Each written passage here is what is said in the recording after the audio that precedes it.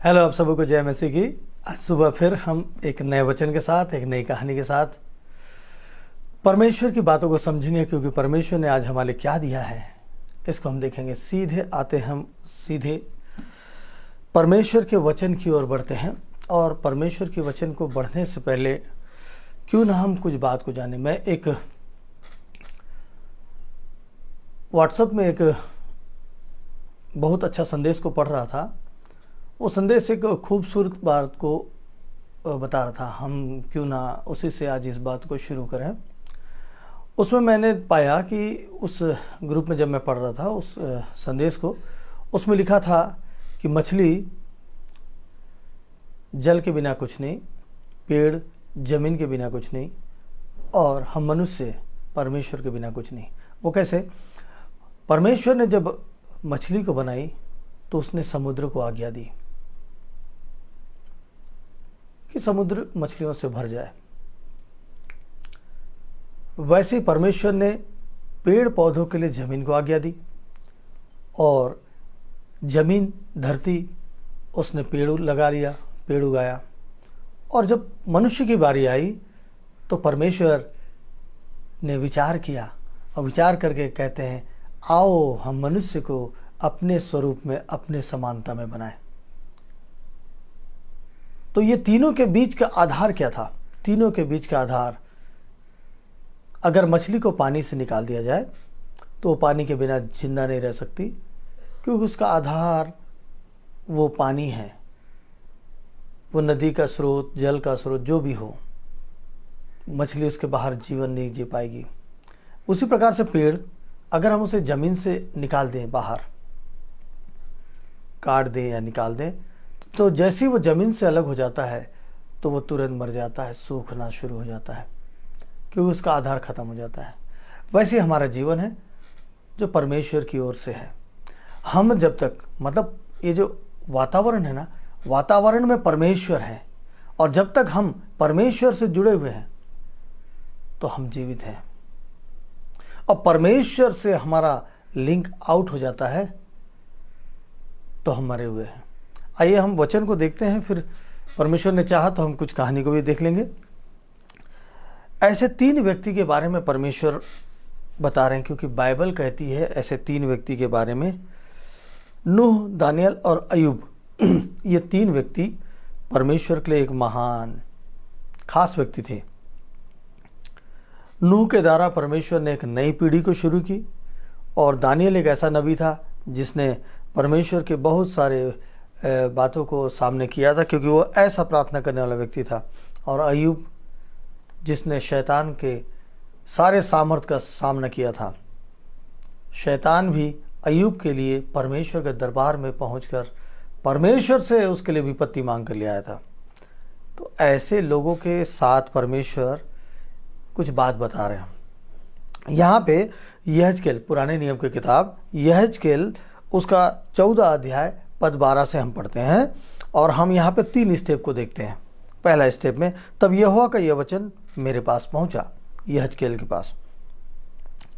इसमें पहला है, हे मनुष्य के संतान, जब किसी देश के लोग मुझसे विश्वासघात करके पापी हो जाएं, और मैं अपना हाथ उस देश के विरुद्ध बढ़ाकर उसका अनुरूपी आधार दूर करूं, और उसमें अकाल डालकर उसमें से मनुष्य और पशु दोनों का नाश करूं, तब चाहे उसमें नूह, दानियल और अय्यूब ये तीनों पुरुष हों, तो भी वे अपने धर्म के द्वारा केवल अपने ही प्राण को बचा सकेंगे। प्रभु यहोवा की यही वाणी है। तो ये पहला स्टेप में हम देखते हैं, क्योंकि अगर हम परमेश्वर के वातावरण से, परमेश्वर के लिंग से, परमेश्वर के सानिध्य से हम अलग हो जाते हैं, तो हमारे जो स्वभाव है वो दूसरे के साथ मिक्स हो जाता है। जैसे पेड़ मृत्यु के साथ मिक्स हो जाता है अलग होकर, जैसे मछली जल से अलग होकर मृत्यु के वश में आ जाती है, वैसे हम परमेश्वर से अलग होकर शैतान और शैतान के संगत में आ जाते हैं।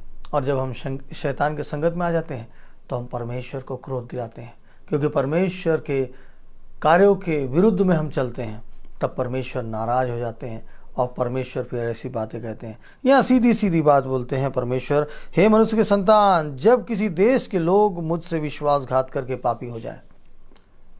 किससे विश्वासघात करके? परमेश्वर से विश्वासघात करके अगर पापी हो जाते हैं तो मैं वहां क्या करूंगा? अकाल भेजूंगा, अकाल भेज दूंगा और वहां की स्थिति भयंकर दयनीय हो जाएगी, भयंकर दयनीय हो जाएगी। कोई नहीं बचेगा सिवाय वो 3 लोगों के। अगर वो 3 लोग प्रार्थना भी करते होंगे, वो 3 लोग मुझसे मांगते भी होंगे कि इनको बचा लो, इनको बचा लो, तो भी मैं किसी को नहीं बचाऊंगा, क्योंकि तुम लोगों ने क्या किया? मुझसे विश्वासघात किया। और वो पूरे देश के बारे में बोलते हैं। परमेश्वर ने प्रेम को सिखाया है, परमेश्वर ने सहयोग व्यवहार को सिखाया, परमेश्वर ने एक दूसरे का आदर करना सिखाया, परमेश्वर ने एक दूसरे का सम्मान करना सिखाया, परमेश्वर ने अपने समान, जैसा हम अपने से प्रेम करते हैं वैसे अपने पड़ोसियों से प्रेम करने सिखाया। परमेश्वर हमको ये सिखाते हैं। और यदि हम परमेश्वर की इस बातों को हम नहीं मानते, विश्वासघाती हो जाते हैं, तब यदि हमारे लिए कोई हमारा याजक क्यों ना हो, हमारे लिए कोई बहुत बड़ा से बड़ा पास्टर्स क्यों नहीं हो, वो किसी को बचा नहीं सकता, क्योंकि परमेश्वर बोलता है विश्वासघातियों के साथ मैं क्या करूंगा? अकाल भेजूंगा। तो अगर हम परमेश्वर के साथ विश्वासघात कर रहे हैं, अगर हम परमेश्वर के साथ विश्वासघात कर रहे हैं, तो ये समझिए कि अगर जो परिवार विश्वासघात कर रहा है, तो क्या जैसा देश के लिए परमेश्वर ने बोला उस परिवार के लिए नहीं हो सकता? तो अगर हम परमेश्वर से विश्वासघात करके गलत काम कर रहे हैं, गलत बातों में हैं, तो हमारे घर में कंगालपन तो आ सकता है, हमारे घर में भूखमरी तो आ सकती है, हमारे घर में समस्या तो आ सकती है, और हमारे घर में कोई एक व्यक्ति अगर कितना भी धर्मी क्यों ना हो, उसको छोड़ के दूसरा कोई व्यक्ति संतुष्ट नहीं होगा और न बचेगा। वो व्यक्ति, जितने भी परिवार के सदस्य होंगे, परमेश्वर से जितने लोग विश्वासघाती कर रहे हैं, वो क्या करेंगे? डूब जाएंगे, उस सूखे में पड़ जाएंगे, उनका कोई भी चीज उनके उपयोगी भी नहीं होगा, उनका कमाई सूख जाएगा, उनका जो स्रोत है, इनकम का स्रोत, वो सूख जाएगा, क्योंकि वे लोग क्या कर रहे हैं? परमेश्वर के वातावरण से वो अपने आप को अलग कर लिए, और परमेश्वर के वातावरण से जब अलग करेंगे तो मृत्यु की ओर चले गए, पाप की ओर चले गए, और पाप की ओर जाकर क्या कर रहे हैं? पाप की ओर जाकर क्या कर रहे हैं? उस भयंकर विपत्ति के ऊपर अपने आप को ले आते हैं। और फिर हमारे लिए कोई भी प्रार्थना क्यों ना हो, हम कहीं भी किसी भी बड़े से बड़े पास्टर के पास अपने परिवार को लेकर प्रार्थना में क्यों ना चले जाएं, बहुत सारे चर्चों में क्यों ना घूमें, बहुत सारे सामर्थी जनों के पास क्यों ना जाएं, लेकिन वो हमारे लिए बचाव का कारण नहीं होगा, क्योंकि हम क्या किए? हम परमेश्वर के वातावरण से अलग हो गए, और हम क्या करते? अपने आप को क्या कर लिए? परमेश्वर से विश्वासघात कर लिए। दूसरी बात, पहली बात हमने देखा, दूसरी बात, यदि मैं किसी देश में दुष्ट जंतु भेजूं जो उसको निर्जन करके उजाड़ डाले, और जंतुओं के कारण कोई उसमें होकर न जाए, तो चाहे उसमें वे 3 पुरुष हों, तो भी प्रभु यहोवा की यही वाणी है, मेरे जीवन की सौगंध, ना वे पुत्रों को और न पुत्रियों को बचा सकेंगे, वे ही अकेले बचेंगे, परंतु देश उजाड़ हो जाएगा। दूसरी बात हमने क्या देखा? देश उजाड़ हो जाएगा का मतलब, अगर हम देश को अपना परिवार समझते हैं ना, अपना परिवार समझते हैं, तो देश उजाड़, हमारा परिवार उजाड़ हो जाएगा, और परमेश्वर नाना प्रकार की विपत्ति को भेज देगा। और जो वो 3 व्यक्ति थे ना, वो 3 व्यक्ति के द्वारा हमको उदाहरण मिलता है कि वो 3 व्यक्ति भी अपने बच्चों तक को नहीं बचा पाएंगे, अपने किसी लोगों को नहीं बचा पाएंगे, चाहे वो कितनी भी धर्मी हैं, लेकिन वो अपने लोगों को नहीं बचा पाएंगे, क्योंकि परमेश्वर की ऐसी वाणी है कि हम जैसे ही परमेश्वर से अलग होते हैं, जैसे ही हम उसके वातावरण से छूटते हैं, जैसे ही हमारा लिंक उनसे अलग होता है, हमारा जीवन मृत्यु की ओर बढ़ता चला जाता है, हम मर जाते हैं। और बाइबल कहती है पाप की मजदूरी मृत्यु है। और यदि हम विश्वासघात करते हैं तो हम पाप करना शुरू करते हैं, और पाप करना शुरू करते हैं तो विश्वासघाती हो जाते हैं, और विश्वासघाती होते हैं तो परमेश्वर क्या कह रहे हैं? अब वो व्यक्ति जो धर्मी है, आपका परिवार का जो भी व्यक्ति हो, हमारे परिवार का जो भी व्यक्ति है जो धर्मी क्यों ना हो, प्रार्थना क्यों ना करता हो, उपवास क्यों ना रहता हो, उसको छोड़ के कोई नहीं बचेगा। सोच लीजिए, उसका अपना कोई भी क्यों ना हो, उसके बच्चे हो, उसकी पत्नी हो, कोई नहीं बचेगा। तीसरी बात, यदि मैं उस देश में मरी फैलाऊं, यदि मैं उस देश में मरी फैलाऊं और उस पर अपनी जलजलाहट भड़काकर उसका लहू ऐसा बहाऊं कि वहाँ के मनुष्य और पशु दोनों नष्ट हों, तो चाहे नूह, दानियल और अय्यूब भी उसमें हों, तो भी प्रभु यहोवा की यह वाणी है, मेरे जीवन की सौगंध, वे न पुत्रों को और न पुत्रियों को बचा सकेंगे। अपने धर्म के द्वारा वे केवल अपने ही प्राणों को बचा सकेंगे। विश्वासघात करते चले जाएंगे तो परमेश्वर की तीसरी बात को हम क्या देख रहे हैं कि परमेश्वर क्या करेगा, मरी फैलाएगा। अभी हमने देखा ना दुनिया में मरी कैसे फैली, आज तक हम उसके लिए जूझ रहे हैं। लाखों लोग मौत के गर्त में चले गए, यहाँ तक कि दफनाने के लिए जगह नहीं बचा, दफनाने के लिए जगह नहीं बचा। और जो बचे वो न्यूज़ देखते और वो उस चर्चा का विषय करते, वो व्हाट्सएप में भेजते, वो फेसबुक में भेजते, वो ट्विटर में भेजते, वो जो भी साधन है सब में भेजते और उन बातों को बता रहे, हमारे यहाँ ऐसा हुआ, हमारे लोगों के बीच में। मरी परमेश्वर की ओर से आया। क्यों आया? इसलिए क्योंकि विश्वासघात हुआ। परमेश्वर की आज्ञा का पालन नहीं करके मनुष्य क्या किया, उसके वातावरण से अपने आप को अलग किया और अलग करके क्या कर रहा है, पाप कर रहा है। मनुष्य इतना शक्तिशाली हो गया, आज इतना शक्तिशाली हो गया कि वो अपने आप को बड़ा बुद्धिमान बनाता है। यहां तक कि अपनी धार्मिकता की लड़ाई में धर्म को बचाने के लिए लड़ने चला जाता है, अपने परिवार को अपने ईश्वर से अलग करता है, लड़ने चला जाता है। अरे परमेश्वर जिसने संसार बनाया, जिसने आपको और हमको बनाया, उसको हमारी चिंता नहीं है, उसको अपने धर्म की चिंता नहीं है, उसको अपनी धार्मिकता की चिंता नहीं है। परमेश्वर ने हमें ऐसा धार्मिकता दिया है कि प्रेम करो एक दूसरे से, एक दूसरे की सहायता करो। यदि कोई रास्ते में गिरा पड़ा हो, यदि रास्ते में कोई उसको लूट के किसी व्यक्ति को घायल कर दिया गया हो, उसको उठाओ और उसको ले जाकर उसकी सेवा करो। या कहीं ऐसे जगह पर ले जाकर उसको सेवा के स्थान पर अगर आप नहीं कर पाते हो तो आप किसी वैद्य के पास छोड़ो। कोई भूखा है उसको भोजन खिलाओ, कोई नंगा है कपड़े पहनाओ, कोई तकलीफ में है उसकी सहायता करो, दुख में उसकी संगत करो। परमेश्वर ये बोलता है, परमेश्वर नहीं बोलता है कि तुम मेरे धर्म के लिए लड़ाई करो, मेरा सच्चा। परमेश्वर सच्चा है, वो अपनी लड़ाई को खुद लड़ लेगा। उसको लगेगा कि नहीं, अभी मनुष्य को मेरे को अभी ये गलत हो रहा है, मैं इनको सबको एक और करूंगा। वो एक बार ऐसे हाथ फेरेंगे और सब हो जाएगा। लेकिन वो हमसे प्यार करते हैं ना, हमको शिक्षा दे रहे हैं, हम पाप ना करें, हम सब परमेश्वर के समानता में बने, एक दूसरे को परमेश्वर की नज़र से देखें, एक दूसरे को परमेश्वर समझें, क्योंकि परमेश्वर की समानता में हमें बनाया गया है और सारी बातें हमारे अंदर डाला है। तो क्यों हम परमेश्वर की समानता में रहते हुए हम दुष्ट के आचरण को ग्रहण करें? और दुष्ट के आचरण को वो ग्रहण करता है जो परमेश्वर से, उसके वातावरण से अपने आप को अलग कर लेता है। न मछली जल के बिना, न पेड़ पौधे जमीन के बिना, और न मनुष्य परमेश्वर के बिना रह सकता है। और यदि रहता है तो वो अपने घर में, अपने परिवार में विपत्ति लाता है। मरी फैली, परमेश्वर ने बोला कि मैं मरी भेजता हूँ और वही व्यक्ति बचेगा, ना उसके पुत्र, ना उसकी पुत्री, ना उसकी पत्नी, ना कोई नहीं बचेगा। सिर्फ वही व्यक्ति बचेगा जो उस परमेश्वर की बातों को सुनता है और उसके वातावरण में वो लगा रहता है। तो याद रखिए, आज का जो वचन है, आज का जो बेहतरीन वचन है, वो परमेश्वर की ओर से इस प्रकार से पहुंचा है। एक बात और बता देता हूं, ये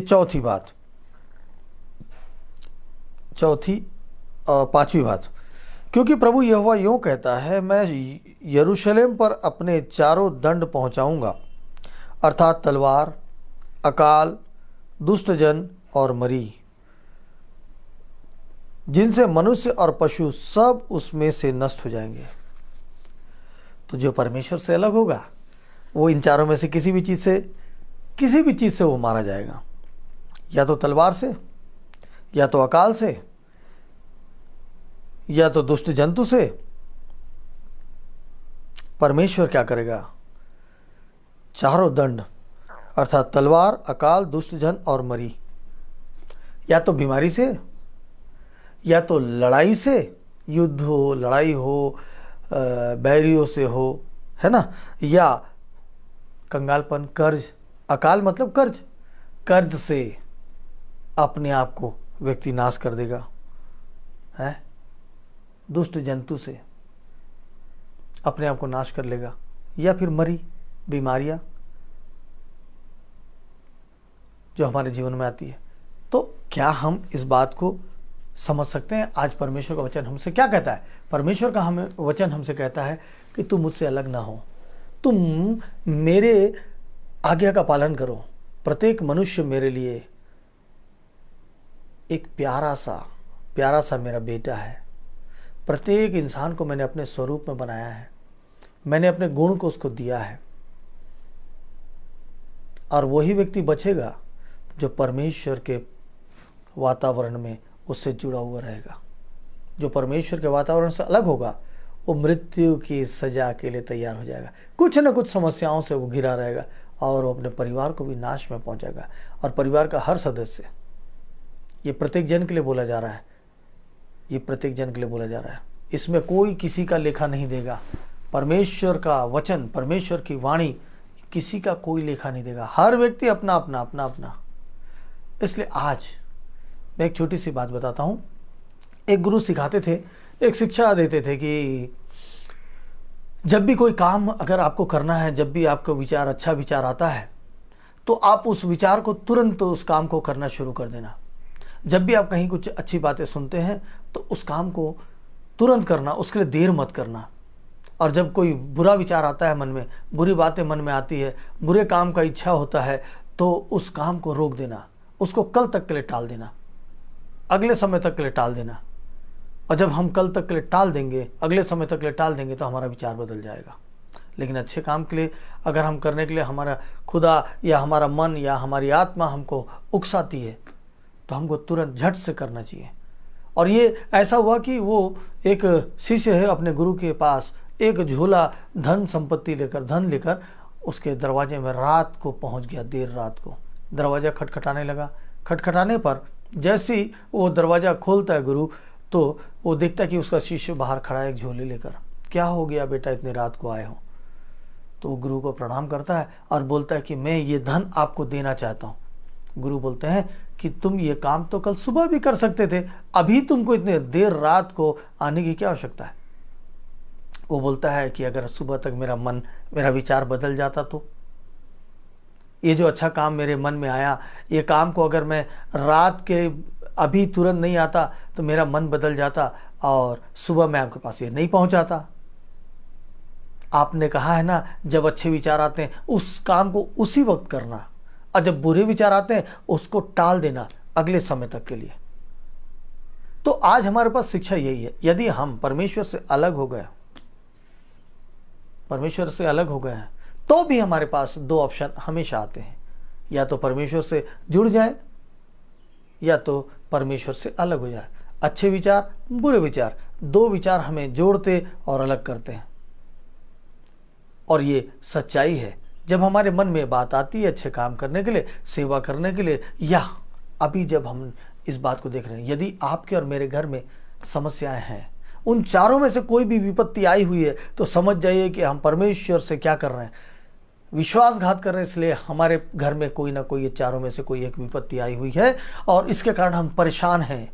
तुरंत वापस परमेश्वर के पास चले आए, हाथ जोड़े, प्रभु के सामने घुटने टेके और प्रभु को बोले, प्रभु मुझे क्षमा कर दे, मैं तुझसे अलग हो गया था, तेरे वातावरण से मैं बाहर आ गया था, आज फिर मैं तेरे पास आता हूँ। प्रभु एक बार मेरी सहायता करना, मेरी मदद करना। मैं एक ऐसा मनुष्य हूँ जो सारे लोगों के बीच में उनको देखकर अपने जीवन को बदल लेता हूँ, बुराई में पड़ गया, प्रभु मुझे बचा लेना। और वो प्रभु जो है ना, दया करने वाला, तभी तो हमको बता रहा है ना, तभी बता रहा है, इसलिए बता रहा है, वो हिदायत दे रहे कि अगर तुम ऐसे करोगे तो मैं ऐसा कर दूंगा। लेकिन वो हिदायत देने का मतलब क्या है, वार्निंग देने का मतलब क्या है कि लौट आओ मेरे पास। इसलिए यदि उस कहानी के अनुसार कि जो अच्छी बात है और अच्छी बात हमारे मन में आई है, उस बात को तुरंत करना चाहिए। यदि आज मेरे वचन को सुनते सुनते, मेरे बोलने को सुनते सुनते, मेरी बातों को सुनते सुनते आपके मन में विचार आया कि नहीं, अभी मैं परमेश्वर के साथ वापस उसके वातावरण में जुड़ना चाहता हूँ, तो आज अभी निर्णय लीजिए, अभी निर्णय लीजिए और अभी की अभी घुटने टेकिए, अभी की अभी प्रार्थना में शामिल हो जाइए। अभी की अभी हम प्रार्थना में जाएंगे और अपने आप को परमेश्वर के पास रखेंगे। हम अगर समस्या में, विपत्ति में है, परेशानी में है, दुख में है, पीड़ा में है, बीमारी में है, रोग में है, तो उसका कारण हम अभी इस वचन से समझ चुके हैं। हम वापस परमेश्वर के वातावरण में आएंगे, परमेश्वर यूं हमारे ऊपर से सारी समस्या को दूर कर देगा। मैं विश्वास करता हूं, मैं विश्वास करता हूं। क्यों ना आप और मैं मिलकर आज ये काम करें, आज भले काम को करना शुरू कर दें। हमारे मन में जो विचार आता है, जो भी विचार आता है, जो अच्छे विचार आते हैं, आज उसको ग्रहण करना है। आज हमको परमेश्वर के पास आना है, फिर से उस वातावरण में, क्योंकि हम अगर परमेश्वर के वातावरण से निकल गए तो हम मृत्यु में हैं। ना मछली बची, ना पेड़ बचा, तो क्या हम बच पाएंगे? इसलिए आज चलिए हम सब मिलकर प्रार्थना में चलते हैं और इस खूबसूरत खूबसूरत खूबसूरत बातों को ग्रहण करते हैं। चलिए प्रभु के पास, उनके वातावरण में शामिल हो जाते हैं। आइए प्रार्थना में चलते हैं। सामर्थी प्यारे प्रभु यीशु से उद्धार करता प्रभु, ऐसे कई लोग हैं पिता परमेश्वर जिनके साथ में मिलकर प्रार्थना कर रहा हूँ। प्रभु वे लोग पिता परमेश्वर कर्ज में, बीमारी में, समस्या में पड़े हुए हैं, विपत्ति में पड़े हुए हैं, अलगाववाद में पड़े हुए हैं, पति पत्नी के रिश्ते में दरार आ चुका है। ऐसे कई सारी समस्याओं को लेकर पिता परमेश्वर मेरे पास प्रार्थना का विषय रहता है पिता। और साथ साथ में जब ये लोग पिता परमेश्वर आपके वातावरण से अलग जाते हैं तो उनके अंदर दुष्ट आत्माओं का वास होता है। ये सारी बातों में पिता वैसे लोग बहुत मुसीबत में पड़े हुए हैं, बहुत समस्या में पड़े हुए हैं। प्रभु आज जब इस वचन को जब आपने मुझे दिया और जब सुनने वाले ने सुना है प्रभु, और आज वो व्यक्ति अपने घुटने को आपके सामने टिकाता है, अपने हाथ को आपके सामने जोड़ता है और बोलता है, हे यीशु हम पर दया करो, हम पर दया करो, क्योंकि पिता ने अपनी जलजलाहट को मेरे ऊपर भेज दिया है, मेरे परिवार पर भेज दिया है। अब मैं समस्या में हूँ, मेरे पास कोई रास्ता नहीं है, क्योंकि मैंने गलती किया, मैंने आपसे विश्वासघात किया, मैंने आपके लोगों को सताया, मैंने आपके लोगों की सेवा नहीं की, मैंने आपके दासों को परेशान किया। आज मुझे क्षमा करो, क्योंकि मैं नहीं जानता था कि मैं आपसे अलग होकर मेरा जीवन कैसा होगा। मैं संसार की ताकतों के बीच में उसके अधीन में हो गया और मैं आज मुसीबत में आ गया। प्रभु आज मेरी सहायता करना ताकि मेरे सारे बंधन दूर हो जाएं, मैं कर्ज से मुक्त हो जाऊं। मेरे पास कोई रास्ता नहीं है, कहीं से मुझे कर्ज मिल भी नहीं रहा है, मैं बीमार हूं, मेरा इलाज ही नहीं हो पा रहा है, कोई दवा नहीं है, मेरे सारे रिपोर्ट नॉर्मल आते हैं, फिर भी मैं मृत्यु के शैया में पड़ा हुआ हूं। मुझको समझ में ही नहीं आ रहा कि मैं क्या करूं। ऐसे बहुत सारे लोग हैं जिनकी प्रार्थना आज प्रभु लोग मेरे साथ मिलकर आपके पास से कर रहे हैं। प्रभु आज इनकी प्रार्थना को सुनना प्रभु जी, आज इन्हें अपने वातावरण में लेना, एक बार इन्हें क्षमा करना, हम सबको क्षमा करना और अपने वातावरण में, अपने दायरे में ले लेना पिता, क्योंकि आपने कहा है प्रभु जी कि सच्चा चरवाहा मैं हूं, और अगर 100 भेड़ में से एक भेड़ खो जाती है तो उन 199 भेड़ को मैं सुरक्षित रखकर उसे पहले खोजने जाता हूँ और उसे झाड़ियों में फंसा पाकर उसे वहाँ से उठाकर उसको लेकर आता हूँ, उसकी सेवा करता हूँ। सबसे पहले मैं 99 भेड़ को एक तरफ छोड़ के मैं पहले उस भेड़ को खोजने जाता हूँ। अच्छा चरवाहा आप हैं पिता। प्रभु वैसे ही हम खोए हुए हैं प्रभु, हम अपने झुंड से अलग हो गए हैं प्रभु, हम आपके वातावरण से अलग हो गए हैं प्रभु, हमें वापस ले आइए, अपने झुंड में शामिल कीजिए पिता। आज मौका है, आज मौका है प्रभु, आज हमने अपने घुटने को आपके सामने टेका है प्रभु। हमारे पास बहुत समस्या है, हमारी आंखें अंधी हो गई है प्रभु जी, ऑपरेशन कराना है, न जाने क्या क्या बीमारी है, रोग है प्रभु। ये सारी बातें आपके विरुद्ध खड़े होने के कारण, आपसे विश्वासघात करने के कारण हुआ है। इसलिए प्रभु आज के वचन के अनुसार हमारी सहायता करें, मदद करें पिता परमेश्वर। धन्यवाद प्रभु, आपने प्रार्थना को सुना है।